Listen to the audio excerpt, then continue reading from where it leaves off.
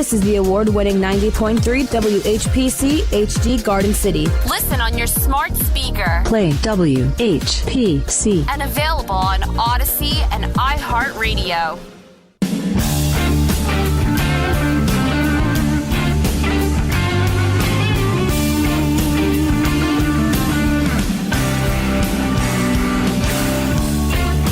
.3 WHPC, the voice of Nassau Community College.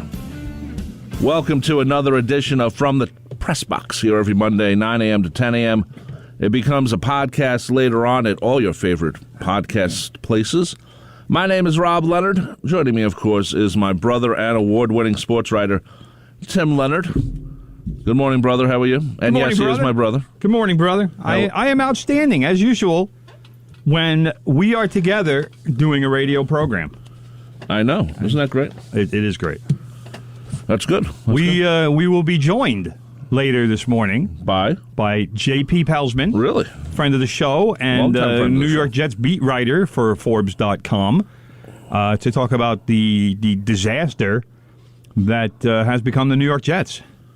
Well, he'd have insight into that. He will have insight because I told him very specifically that I'm not even all that concerned about the quarterback situation, and what I am extraordinarily concerned about with the Jets is how incredibly bad the defense has become. Oh, yeah. Especially with head coach Robert Saleh being a defensive guy. He was a defensive coordinator for the San Francisco 49ers before the Jets hired him. Right. And defense is his thing.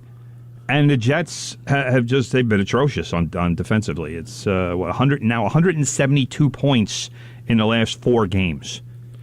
That's some quick math, brother. That's an average of 43 points a game.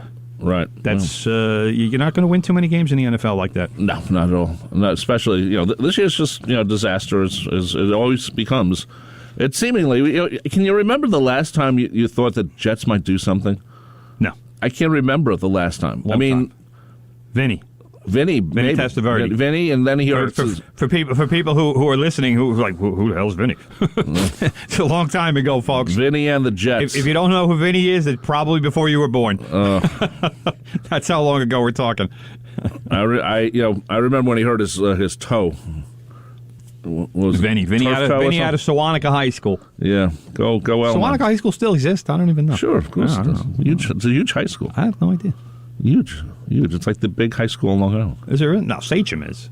Sachem is too. But Sachem out in Suffolk County. That's like 4,000 kids go to that school or something like that. It's ridiculous. So Anika's there too. And the Half Hollow Hills is. Yeah, those are big. Massapequa High School's pretty big. Yeah, they had to combine it, but yeah. Yeah, they had to combine it. Yeah, that's true. So we'll skip the Jets for right now. Yes. There's no bad news for the Giants this week because it was a bye week. How about that? So good news for the Giants. No loss. No loss. Nice. And there, I don't know if you just heard, but Fischetti, right before his show ended. Yes, I did hear, but he laid down the gauntlet. What did he say? He said that the Giants are going to beat the Buccaneers next week. That's his prediction. And I said... Wait. Now, let me remind you that the Buccaneers lost yesterday. Lost to a bad team. Right. So, do you think Tom Brady's going to let that happen twice in 2 weeks? No. Come on, Fischetti. Come on. Seriously. You never know. How Fischetti's mind works. It's almost like a psychic. Except he doesn't know anything about psychics. Fischetti's never going to become a Leonard. It's never going to happen. Well, he hates cannolis, first of all. Right there. Well, he doesn't. We don't know that. I still have to go get him cannoli. So I'm still. I got to work on that. I don't want to waste a cannoli. If you do, we got to get him a small cannoli. Well, no, I'm going to get. First of all, brother, there's no such thing as a small cannoli in my world. In Tim Leonard's world, there's no such thing as a small. I like the tiny ones. The little mini cannoli. No, don't like it. No. Yes. No. Myself and Phil Rizzuto. We always. There's no such thing as the mini cannoli. There's the one size cannoli, and all I'm going to do is I'll get a knife. I'll cut a piece off. And then Fischetti can have he can try it. If he likes it, he can have the rest of it. If he doesn't like it, then hey, I got 3/4 of a cannoli, and okay. I'll be a happy guy. Okay, well, yeah, I have to go in on a Sunday because I have to get. I don't want it sitting in my refrigerator for 3 days before he gets it. Well, I want it to be as fresh as it can be. Well, also, on Mondays, a lot of bakeries are closed because their big day is Sunday. Right, exactly. That's the day off is for a lot of bakeries. Yeah. Because otherwise I would implore an Italian bakery to come on down. But instead of doing that, we could. Is there a decent Italian bakery around here? There's got to be. I mean, I'm sure all the Italians on Long Island. There's got to be a decent Italian bakery within 5 miles. I can of our throw radio a station. stone and hit someplace. There's got, but I'm talking a good one. I'm not just an Italian bakery. I mean, it's got to be a good one. I won't even say the one I'm going to go to, but it's in the city, and it's very well known. There's a chain, sort of. Well, I'm not. It's not a chain. I'm talking about. I know the one you're talking about. Yeah. It's downtown. It's quality. Very downtown. But yes. Well, there's 2 of them that are very downtown, but the one I'm going to go to is one near where I used to live. Okay. So, but yeah, so we're looking forward to that because we're gonna get Fischetti his first good cannoli. But you know what? We have to find out the other people then. If they, we don't want to just have cannolis for Fischetti. Nixie might never had a cannoli, and well, we'll have to ask her. and the other girls. I'm not spending $40 on cannolis though. Maybe we can. I have to talk to Sean about some petty cash. Well, yeah, we can talk to Sean. We can say to Sean, we'll give you a cannoli because we know Sean likes cannolis. There you go. He's told us he loves cannolis. Get him the regular, the plain one. Get him the chocolate dipped as well.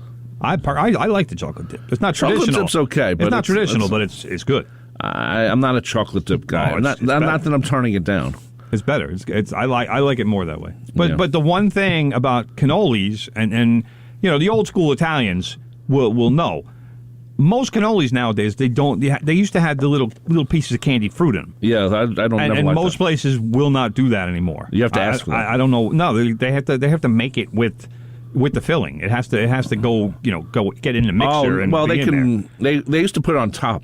No, some places would maybe put it on like the outside of the shell, like on either end, where you'd fill it and then they'd maybe dip it. Sometimes now, a lot of times, I never liked that. Chocolate I never chips liked that. The little piece of no, those are good. No, it's just a little bit, not a lot. Just like in an entire cannoli, maybe you get like 3 pieces. No, too much. Too much. I like it smooth. It's like getting here you go with texture. Texture in food. It's like when I get tomato sauce and has chunks of tomatoes in it. What do? I put it in the blender so it gets smooth. Nobody wants to hear about your food particularities, bro. I was just listening to you talk about cannolis and drooling for 5 minutes. But cannolis are good. We don't want to hear about the Rob Leonard preparation of sauce and it's like blenders it's like pulp and orange juice. Who the hell wants that? Oh my God! Something might have like not be completely smooth. I'm sorry, brother, but like I said, So anyway, we will do cannolis maybe next week for possibly. No, next week we're making an appearance, so we're gonna have a giveaway later on in the hour for a gift card for R.C. Dugan's in East Meadow. So nice, because we're doing an appearance down there next Monday, 4 p.m. to 6 p.m. WHPC Sports Talk, which we are part of that Sports Talk team, even though we are from the press box. We're a little bit of a difference. So the next week there's going to be a sports talk gathering at R.C. Dugan's from 4 to 6 p.m. And it will be on the air, too. So sweet. So we'll be down there. And, we don't want to do it there. That's the wrong place to do it. So, but, maybe the week after we'll do it. Anyway, let's talk. You don't want to do what? What are you talking about? The cannoli. Our show is going to be here. It's not going to be at R.C. Dugan's. I know, but we're going down later. We said we'd go and hang out with. But Fischetti will be here in the morning, and we'll be here in the morning. Yeah, I don't know. Fischetti, I don't think. I'm not going to hold on to cannolis for 7 hours. Well, I'm not going to either. Not a good idea. I'm not either, brother. It's unhealthy. It's not. You've never had a cannoli a day after. If it was in a refrigerator, sure. Okay, well, of course. Where else are you going to put it? Where you got the box? You're talking space issues here, brother. I have plenty of space. I don't know what about you. Anyway. Anyway, the Islanders are less than a week from their home opener on Saturday. This coming Saturday at the new UBS Arena in Elmont. Though in the ads it says on the Queens-Nassau border, just to make sure you know where Elmont is. Elmont, yeah, there you go. And it's like I didn't know where Manorville was. Okay. When I saw Manorville. Okay. Who knew it was all the way the hell out east? It's out east. Way out east. Like out by Ridge. I mean, we're going to see next week what happens with all the Rob Leonard predictions about the parking and the driving situation around doom and gloom. The UBS Arena, the now new UBS Arena, that is happening. So we look forward to this. I can see the police in Floral Park blocking roads off to make sure no one uses their roads. Yeah. Roads are for fans. Yeah, so we're going to see what happens. Anyway, the Islanders have been on a long road trip.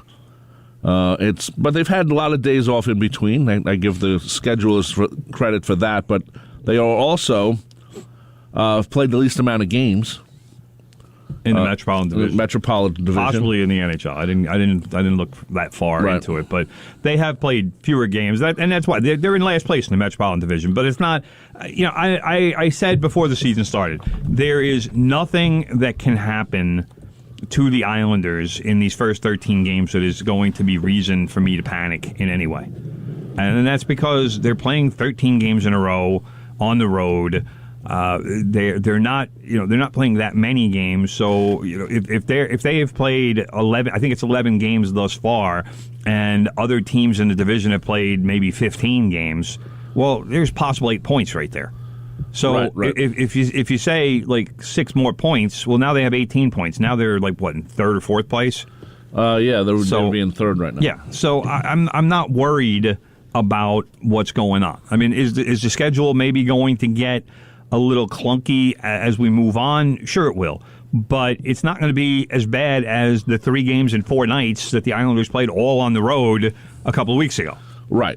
So, again, I would like to see first, what kind of home ice advantage they have at UBS Arena. I mean, first of all, we have to see how the rink plays, how the ice is. There are going to be issues. Yeah. So let's not pretend that the sheet is going to be perfect and that the boards are going to be smooth and there's not going to be any issues. There will be. But those should take a game or two, if there are any issues, to iron them out and adjust, make the adjustments that need to be made.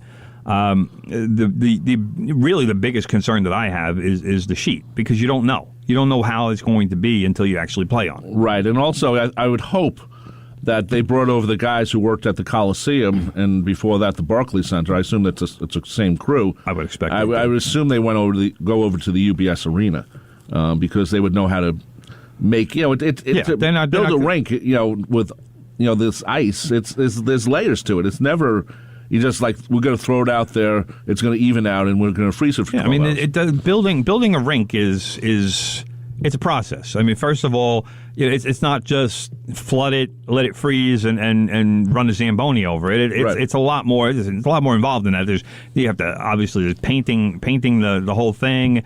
Then you flood. Then there's more work, and then you flood again. So the sheet of ice that these guys play on is several inches thick. So it's not just put it this way, it's not something you could do in your backyard in the winter. Well, some people have tried it. Well, I mean, can you freeze a rink in your backyard? Yes, you can. Would Matthew Barzal want to skate on it? Absolutely not. No. Yeah, that's what I'm talking about. That's the difference. If John from Freeport wants to make an ice rink in his backyard, it's good for him. He could slap on some skates and cruise around his backyard a little bit, and then he's like, all right, this kind of feeling a little dangerous. I'm going back in the house to watch football. But he could do it. He could. So we've seen it. Yeah. By the way, the Islanders have played 11 games. There you go. Four losses, which is a little disconcerting and a little discouraging, but 5-4-2. But think about this, brother. They're in last place in the Eastern Division, not sponsored this year. Metropolitan, but Eastern Conference. Yeah, they called it Eastern Division last year because it was sponsored. Right. So, but they're over 500. Every team in the Metropolitan Division division. Is this going to be a tough division? And who's in first place? Carolina, 11-2. Surprising. Very surprising. And they're playing well. And the most games played is Washington at 15 and the Rangers at 15. Yeah. So. And the Rangers are playing pretty well, too. Very, very well. This is going to be a much better team than last year. Yeah, already is. And the Devils are playing well, too. This is going to be... which is the real surprise of the season. The Devils and Carolina are two very big surprises. And the Devils, the other night, shut out the Islanders 4-0. Beat the hell out of them. Played an Islanders game against the Islanders, except the Islanders had 42 shots. And the Devils goalie, got some guy by the name of Mackenzie Blackwood. What a name. Stopped all 42 shots. So a 42-shot shutout, which is that's impressive. That's right. Got to give a kid all the credit in the world on that one because the Islanders couldn't get anything. I mean, any really great chances, and his kid stopped everything. So Sorokin was in goal, and Sorokin had been pretty much automatic for a while. He made 30 saves, but the Islanders just couldn't get anything going. So, I thought when I first, because I missed the game, but I thought when I saw it, I'm like, oh, no, did Varlamov play again? And what's going on with him?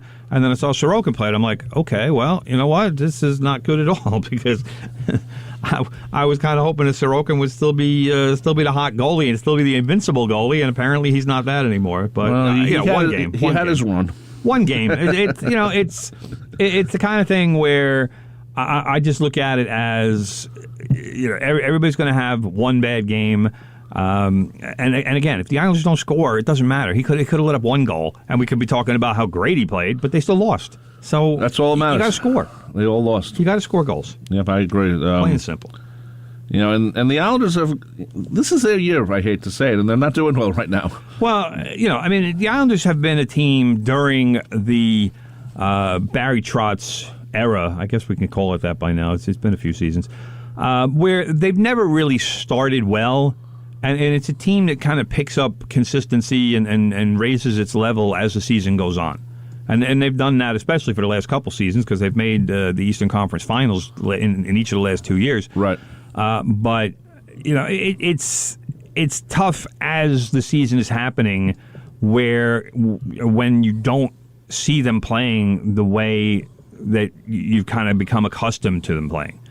And that, for me, is the real issue. And when, there have been a few clunkers this season. This Devils game was obviously a clunker.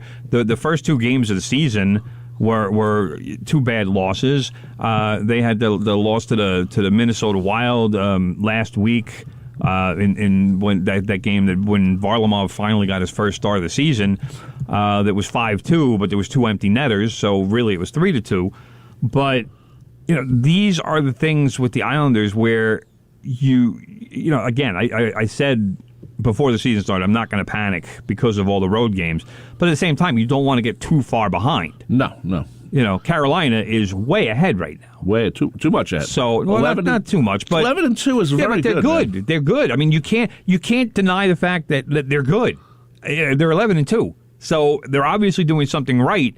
But at the same time, I'm expecting the Islanders to go on some sort of a run by the time they get back home and start playing a few, and they're not going to play 13 home games in a row. That's not how it's going to work.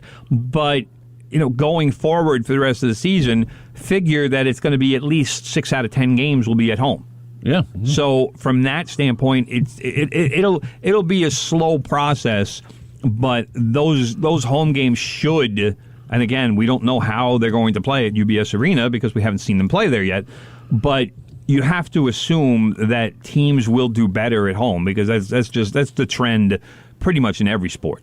Is that teams play better at home because you don't have to deal with the travel, you don't have to deal with sleeping in a strange place, you don't have to deal with late night flights and getting into a city at 3 a.m. and trying to get some sleep and then an early practice or whatever, skate around the next day. And it's just that process, it can be draining. And people, I don't think regular fans kind of understand how difficult that process can be. But when you're at home, you don't have to deal with all that. It's just, play a game, go home, sleep in your own bed. The next day, go to practice, have a normal day, go out and do whatever after practice is over. And then the next day, wake up at whatever time, morning skate, play a game that night. Well, they practice. Easy. The Islanders practice right down the street right. at Eisenhower Park. So. Exactly. And I'm assuming most of the players probably live within 10 miles of Eisenhower Park because it would make sense that they wouldn't want to drive 45 minutes to an hour to have to get to practice. Well, that was one of the problems with Brooklyn. Wow. To get from, if you had a practice here in Eisenhower Park, and then you had to go to the game, and there's bad parking over there to begin with, and maybe you take the train, but it takes forever to get there, whatever. So that was part of it. That was the main. Well, I'm sure player parking wasn't an issue at Barclays. Do they have any parking? I'm sure they do. Maybe someone's garage. I'm 100% sure. They rented out someone's front lawn. They have parking in the arena, brother. In the arena. Okay. You know how the Garden, how you can just drive your car into the Garden? Yeah. Okay. Yeah. Players can do that. Very important people can do that. But what about we can't. What about Rob Leonard? No. Oh, okay. Sorry. Okay, so I won't drive. I haven't been to a Barclays game. Well, I never will again. But actually, who knows? Maybe I'll go to a Nets game. Yeah. But, or maybe you'll go to St. Louis University game. The A-10 has their basketball tournament over there. Only if my sister goes with me. Well, of course. Why would we go without her? I will not root on the Billikens. Why would we go without her? Without my sister. Absolutely. St. Louis University alumni. Yes. Suzanne Leonard being exactly. part of that. So, okay, so the Islanders, this is their week. Saturday. It's going to be a fun game. I'm sure it's a sellout. If it's not, I'm not sure why it wouldn't be. If it's not a sellout, I'm going to be really disappointed, and I'm sure the ownership will be really disappointed. They've been planning this for how many years now? 3. That's if you can't sell out the home opener of a new building. First of all, I don't even know if there are any tickets left. There shouldn't be. These should have been sold. And let's also mention, brother, that Shaquille O'Neal was at the UBS Arena. Right. The other day, doing a little promo work and doing a little salute to the veterans too. I like that more than I like this little promo. They dedicated a seat to U.S. veterans.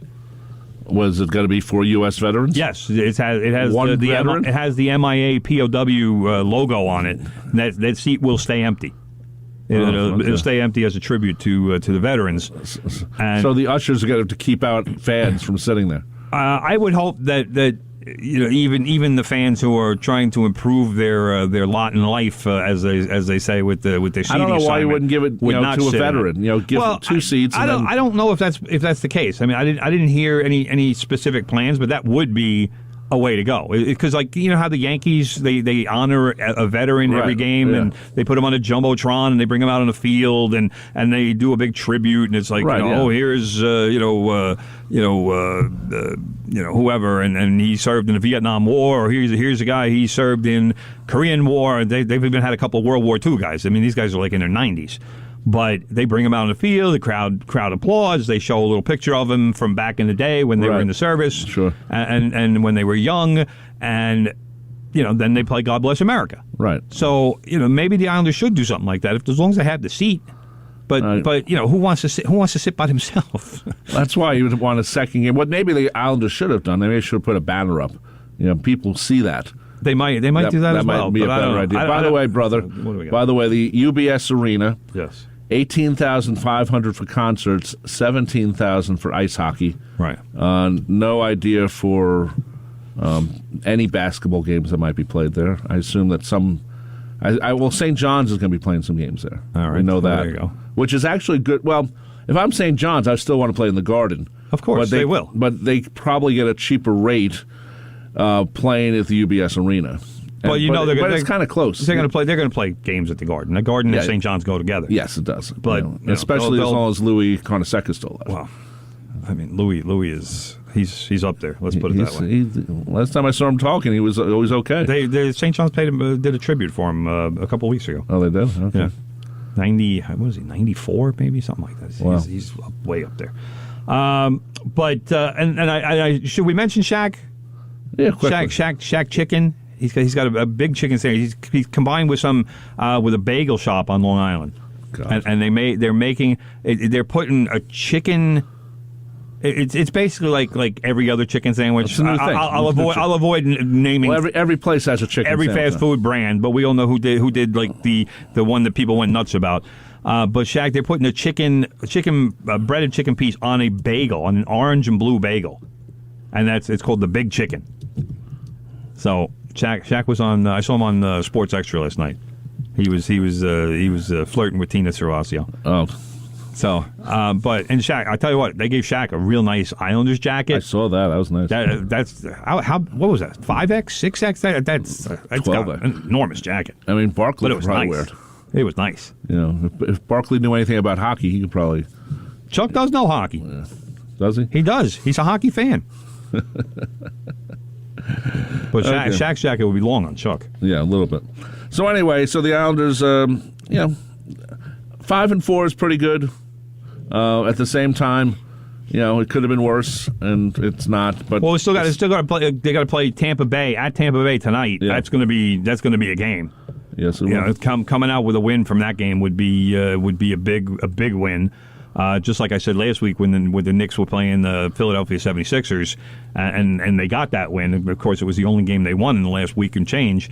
But for the Islanders to go down to Tampa and get a win tonight would be a really massive win for them, and would help them as far as maybe picking up a little momentum before they finally play a home game.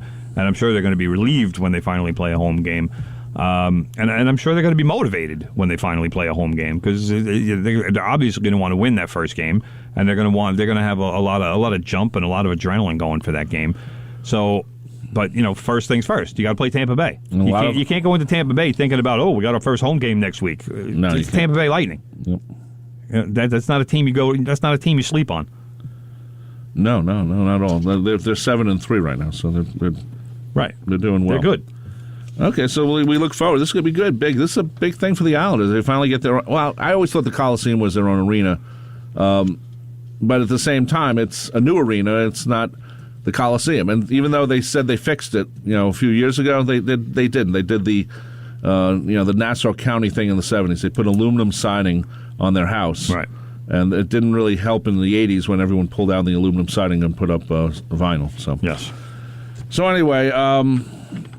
We're gonna take a break right now. Good idea. When are we getting JP on? Good idea, brother. Let's take a break and okay. And well, we'll, I got to read this. First. Read that first. We're gonna read, and then we'll get JP and we'll talk about the Jets when we come back. Yeah. Okay.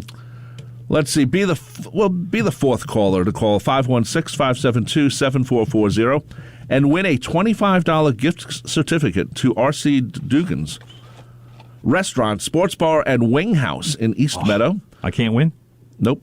Their menu includes fresh, never frozen wings, burgers, tacos, salads, and more. All the games are always available on over 30 big screens. R.C. Dugan's is located at 2316 Hempstead Turnpike in East Meadow. More information is available online at rcdugans.com.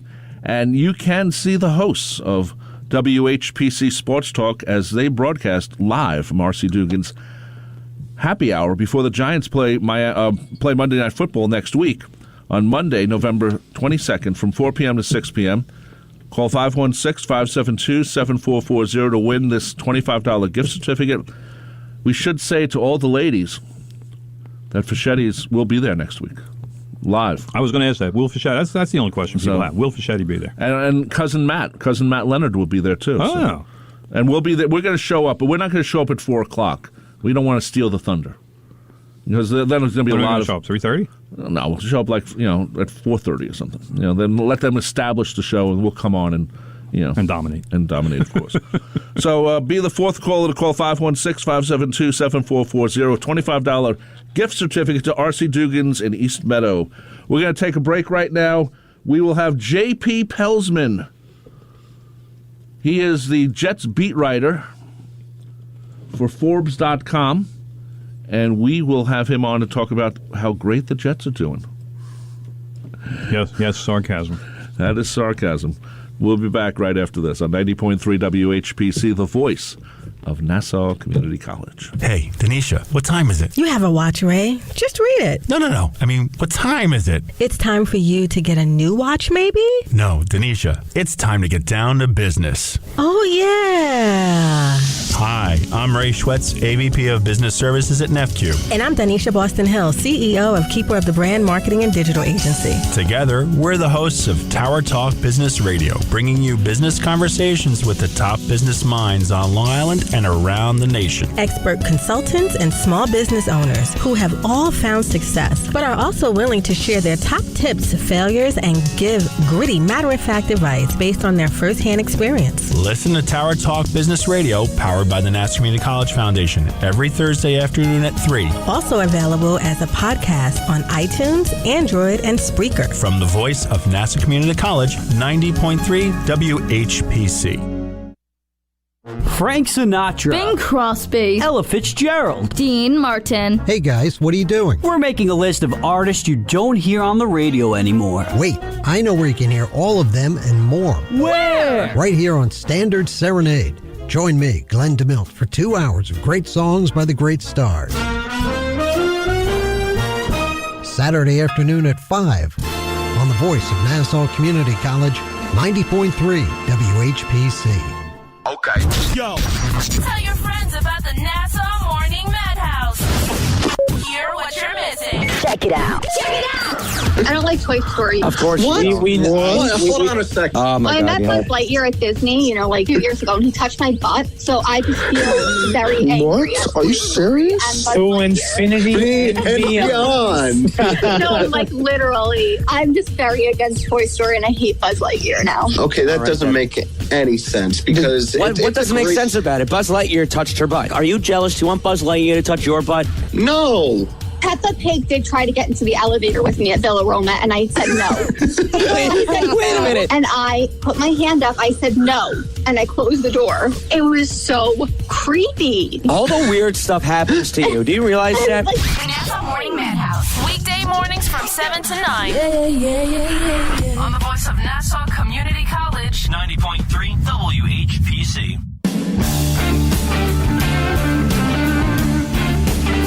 90.3 WHPC, the voice of Nassau Community College. From the press box, on your radio or your listening device. Don't forget we're many places to find us, nccradio.org, iHeartRadio app, tunein.com, odyssey.com, and of course you just go to Alexa and say, hey Alexa, play WHPC. This show becomes a podcast afterwards, just in case you want to hear it again, or maybe just to hear the voice of J.P. Pelzman, Jets beat writer at Forbes.com, longtime friend of the show, leading the appearances, by the way, brother, of people who've appeared on the show. Yes.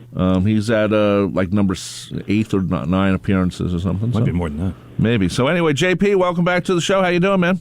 Good to talk to the Leonard brothers again.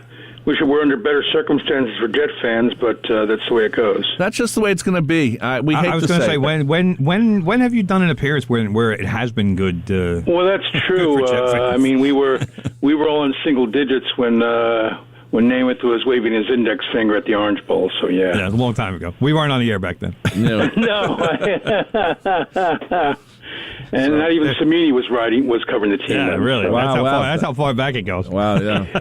hey, we were just mentioning, the last time everyone felt great about the Jets was really, if you think about it, I think when... the last time everybody felt great about the Jets was a couple weeks ago. Well, yeah. Because Mike White was going to be the savior. Yeah, I know. But, I mean, where there was like a weekly thing, like with Nvidia and the Jets period, that was a great time. And the Jets... a little Pennington. The two Rex Ryan years. Yeah, I mean... Sexy Rexy, I guess, yeah. The playoff runs. Before the butt fumble. Yeah, before the butt fumble. Pre-butt fumble. Pre-butt fumble, yes. But Vinny and the Jets was a great era. That was, until he hurt his foot or his toe or whatever. Achilles, bro. It's all the same. No, it's not the same. It is. It is part of the foot. It is part of the foot. I'd much rather hurt my toe than my Achilles. Well, that's true. But it is part of the foot, you must admit. So he's not wrong. I'll give him that. It is part of the foot. But yes, there's a lot of problems right now. Let's put it that way, yes. Yeah, and you have to cover it every week. That's the beautiful part. But it is your job. Yeah. It is your job. Beautiful is a matter of perspective. So what's So where do you want to start? There's plenty of places to go. Well, Timmy, I thought had a great idea. The head coach is supposed to be this defensive. Wait, say that again, brother. Timmy had a great idea. There you go. I just wanted you to acknowledge that. Go ahead. I say great ideas all the time. When? All the time. No. What are you, an idiot? No. You see? There you go. That's now we're back to normal. I asked you if you were an idiot. Now we're back to normal. I didn't say you were an idiot. I said, what are you, an idiot? Yeah, that's kind of a declarative statement. No, anyway. So Timmy had a good point. Or Tim, I should say, because he doesn't like when I call him Timmy. I'll have to call him Timmy all my life. Uh-huh. He said the Jets head coach is known as being defensive. And guess what? The Jets' defense right now is really bad. Really bad. It's. I don't think there's Tim said it also. I'm going to steal it right now. But I also agree with him. I don't think there's a quarterback situation as much as there's a really bad defense. Yeah, I mean, you might say the defense is offensive. Whoa, look at that! It's historically bad. I mean, to give up 30 or more points 4 straight weeks, and I'm searching. I should have looked this up, but I don't remember a defense or special teams touchdown unless I'm not thinking, but it's just been the defense, really. I mean, and the thing, guys, is what would really be annoying to me if I were a Jets fan, which I'm not, but and I'm not a Giants fan either. I mean, I don't have a horse in the race, but the thing is, it's just the same stuff. They just keep getting beat on misdirection, gadget plays. Nobody stays at home. It's just, I even saw the second play on the Bills' first touchdown drive. They throw this, they do a pass across the field to Dawson Knox, the tight end who just came back from injury. And even C.J. Mosley, of all people, who's a very smart player, very instinctive. That's why a multiple Pro Bowler. Even he got sucked in by the misdirection, the play action. He's chasing the wrong way and had to retrace his steps. I mean, if even he's getting out of position, guys, I mean, they have too many young players that are just, they don't know, I hate to say it, they don't know what they're doing. They don't have instincts, and they're just running around. I mean, I don't know what kind of genre your station plays, but for a song that was popular when we were in college, remember Driving with Your Eyes Closed by Don Henley? That's kind of what this is like. Yes. Wow. You're going to hit something, but that's the way it goes. I mean, they run and hit great, but they don't diagnose. They're always out of position. Right. And that, I mean, all I've seen, and I don't want to totally kill the defense yesterday, because let's face it, Mike White, he went from savior to being ordinary. To ordinary. He was a guy yesterday. That's all he was. He wasn't a savior. He was a guy. And the main reason that that the Bills scored 3 touchdowns in the third quarter yesterday was because Mike White threw 3 interceptions in the third quarter yesterday. So he really did help the Buffalo Bills blow that game open. But also, you're also seeing the problem that Zach Wilson had earlier in the year, Tim, is that with this defense being the way it is, I think these guys feel like they have to hit a home run on every play. Yeah, and they certainly can't make mistakes. But and the one I'm not alibiing for Mike White. But the thing I'll say is this: the one thing, and you guys mentioned, we all mentioned Rex before. The thing. I'm not going to stump for Rex Ryan, but what they did, and Mr. T is your obligatory Mike Francesa reference. The thing he and Mike Tannenbaum did, at least they had. I mean, Tannenbaum already gotten Thomas Jones. They were good in the trenches. They had a solid defense, solid running game. That's what you want when you have a rookie quarterback. They're not good in the trenches. They don't have a good defense. You don't want to ask your young quarterback to always be down 10-0, 14-0. Right. It's hard to play that way with a young quarterback. Yeah. And you know, yesterday, it wasn't the first time, but yesterday the voices got louder. And there was a lot of talk about Mac Jones, and there was a lot of talk about, well, maybe the Jets picked the wrong quarterback. You know what? The Patriots, first of all, why does nobody ever acknowledge that it's the system that the Patriots play that makes the quarterback? Correct. Secondly, Mac Jones, all he's got to do is throw short passes. He's not in there hitting home runs. He doesn't have to, because the Patriots are a balanced team. Even in this, which is really supposed to be a bad year for them, they have balance. And the Jets don't. So, like you said, if you're asking your quarterback to win games for you, and your quarterback is a rookie, Mac Jones doesn't have to win games for the Patriots. If he plays well, and he threw 3 touchdowns yesterday, and they obliterated the Cleveland Browns, that is one thing. But Mac Jones isn't the guy who they're saying, all right, go win us a game today. And the Jets do that every week with whoever their quarterback is, whether it's Zach Wilson, Mike Jones, or Joe Flacco, or Josh Johnson.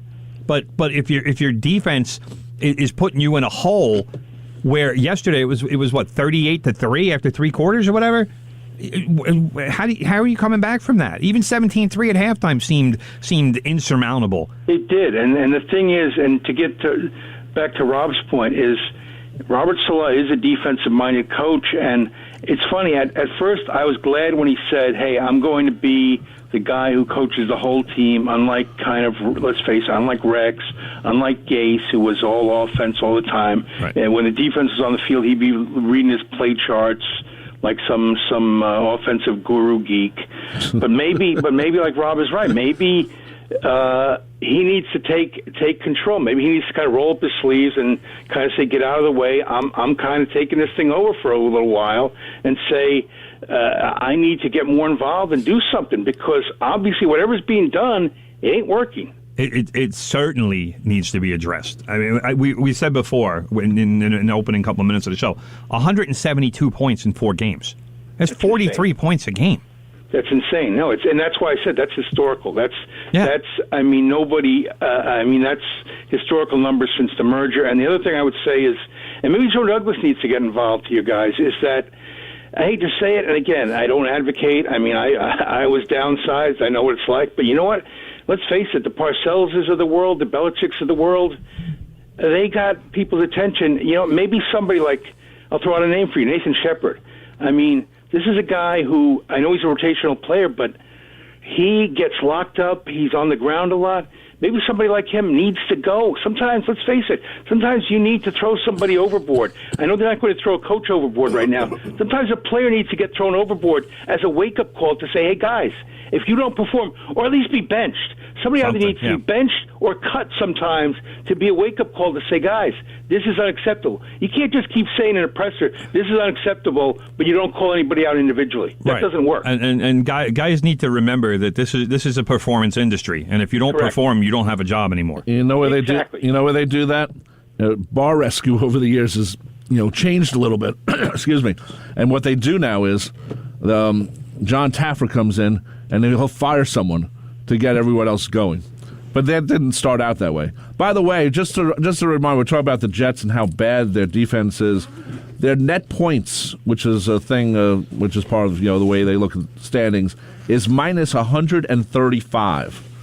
The only other team that's close is the Houston Texans, which are even worse than the Jets, at minus 130. Yeah, they play them in 2 weeks. Yeah, that's going to be a fun game. Yeah. Wait, you said the Jets were minus 135. Yeah. So how is minus 130? That's the Jets are worse. Yeah, the Jets are worse, but I mean, he said almost. Yeah, the Texans are 1-8. The Jets are 2-7. Yeah. Well, that I mean, if you have point differentials like that you lose games. Plain and simple. And the thing is, I mean, to me, like he said this was amazing. Last week he was asked about. I mean, they have these young and I wrote this, guys. I wrote this in the summer. I said when they didn't pick up any veteran corners in free agency, I said, this is a dangerous game to play when you're going to go with young corners in the NFL.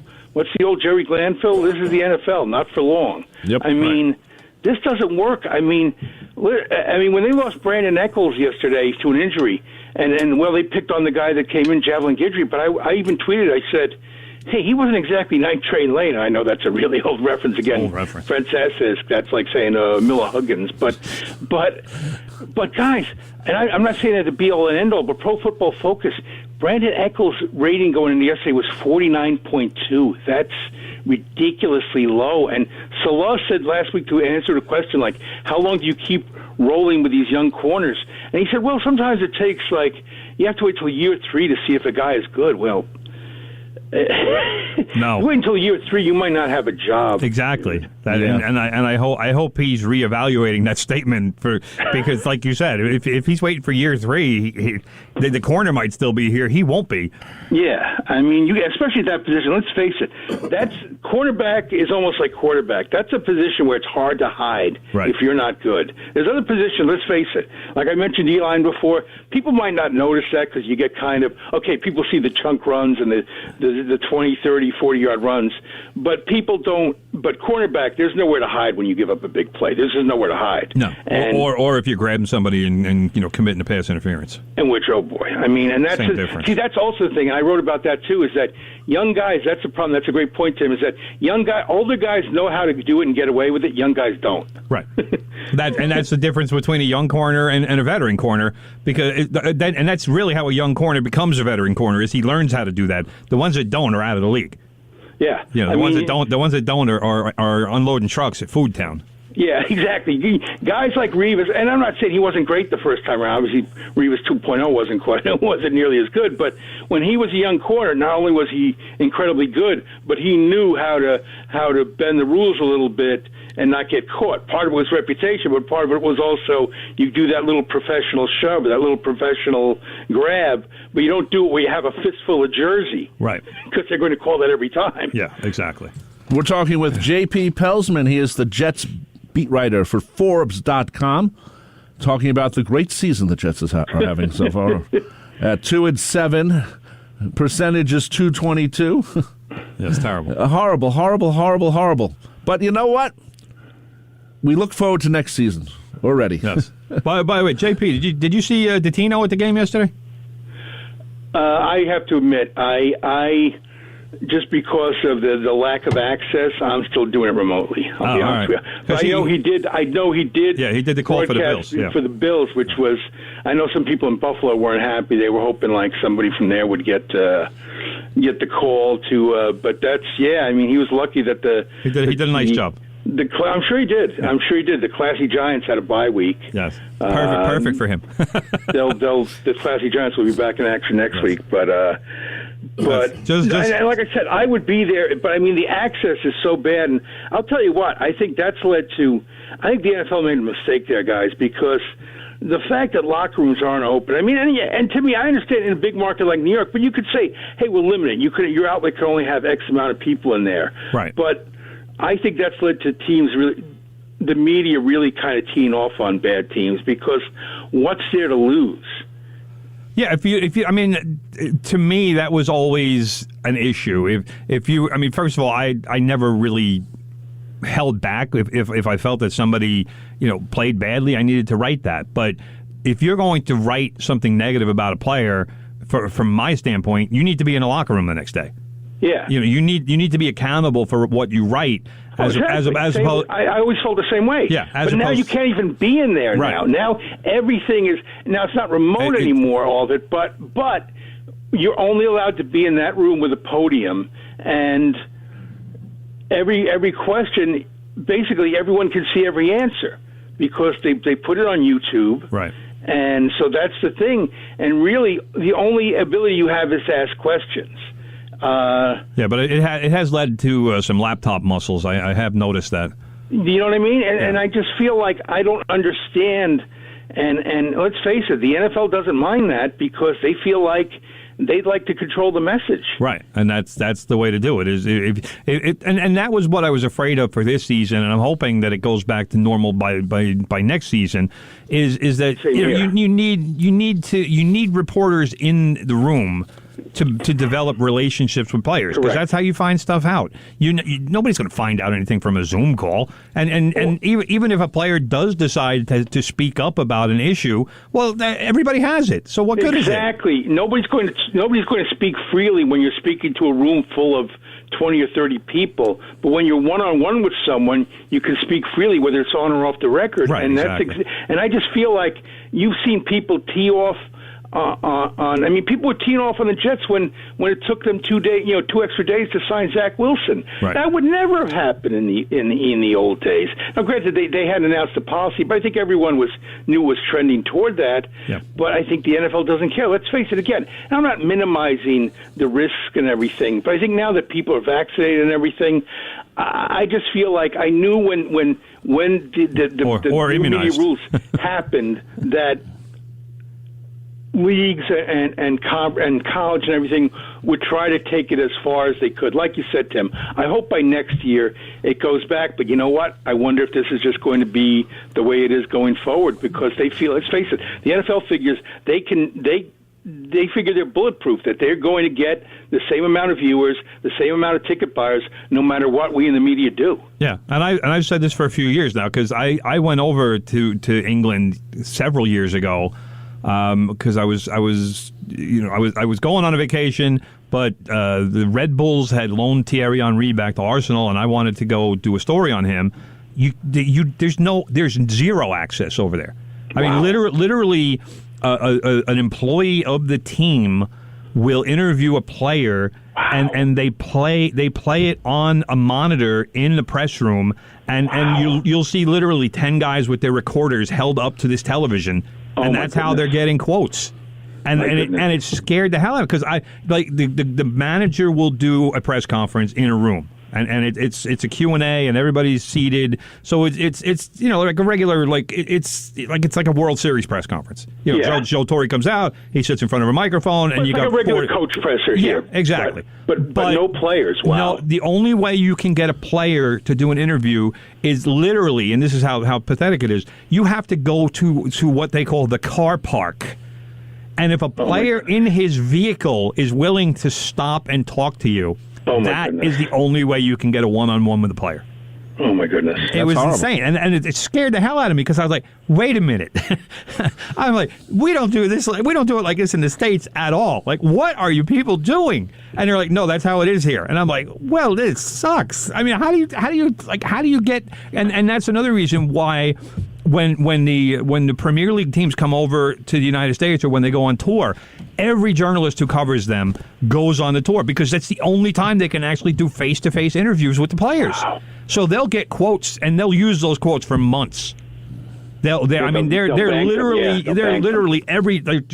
asking question after question after question, and they're just like putting it in the bank.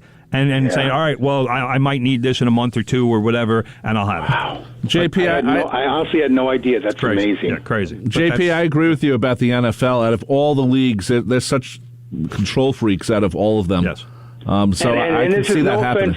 And I'm sorry to interrupt, Rob, but this is no offense. I mean, they're a fine organization, the Pro Football Writers Association, but they just don't have the juice, to be honest with you, that the Baseball Writers Association has. I mean, so I don't think they have the clout to force them to open if they don't want to. Whereas I think with Baseball Writers Association, they could have the clout to get the clubhouses open next year. Oh, well, you hope so. You hope so. I would hope so, but I think they at least got them to have one-on-one access before, say, batting practice. Right. You can get guys one-on-one during batting practice, but I think they have more clout. They just don't. The PFWA, as it's called, they just don't have a lot of juice. Yeah. As much as BBWAA does. Yeah. Well, with so many billions of dollars involved with the NFL, though I want to see what happens. So John Gruden is reportedly ready to sue Roger Goodell. Yeah.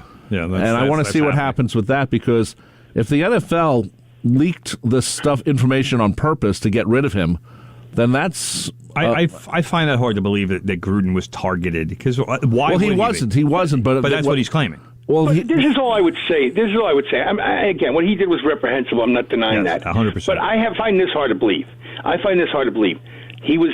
That was the only bad email in 600, whatever it was, 1,000? Yeah. Well, it's also based on the Washington football team. They're investigating them. Yeah. And these emails came out from that. I know that. How is Gruden the only person to get in trouble from an investigation of the Washington football team? Yeah, I mean, come on. Exactly. And there were no other inflammatory emails like that from there. Dan Snyder?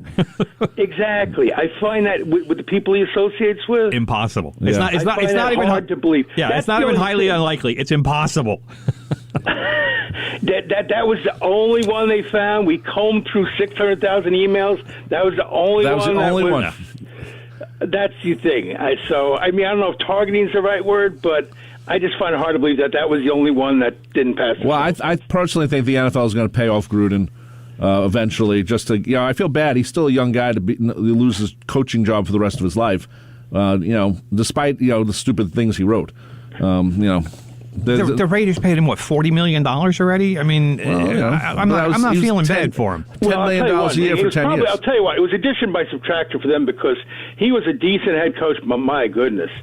I mean, you look at the bad people they've drafted, and he obviously overruled Mike Mayock a lot. He was a terrible personnel guy. Yeah, right. I mean, look at the two number one guys from last year. One of them crashed his Corvette, and the other one they released after he was on Instagram was showing a picture of a gun, and he was going to kill somebody. I mean, really. Look at that. I mean, how bad is that? I mean, he has no idea about personnel. Typical Raiders, though. Let's be honest. Yeah. JP, we appreciate you coming down. JP Pelzman, the Jets beat writer at Forbes.com. What's the website to see you at?